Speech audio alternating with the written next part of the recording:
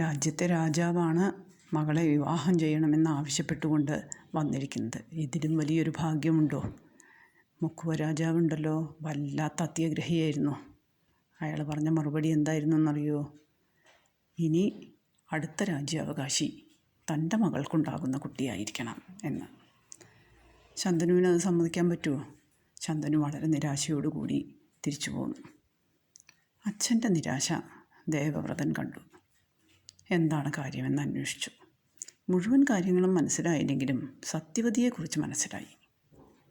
ദേവവ്രതൻ ചില വൃദ്ധക്ഷത്രിയരെയും കൂട്ടി മുക്കുവ രാജാവിൻ്റെ അടുത്ത് ചെന്നു.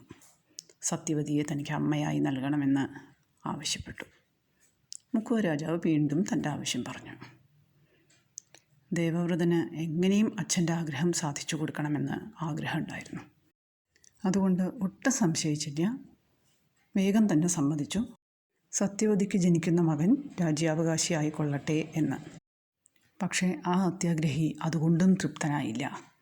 നാളെ ദേവവ്രതന് ജനിക്കുന്ന കുട്ടികൾ രാജ്യാവകാശം ചോദിക്കില്ലേ എന്നായി. ഉടനെ ദേവവ്രതൻ കഠിനമായൊരു ശപഥം ചെയ്തു.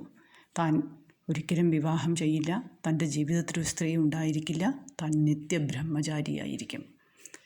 വളരെ ഭീഷ്മമായ ശപഥം.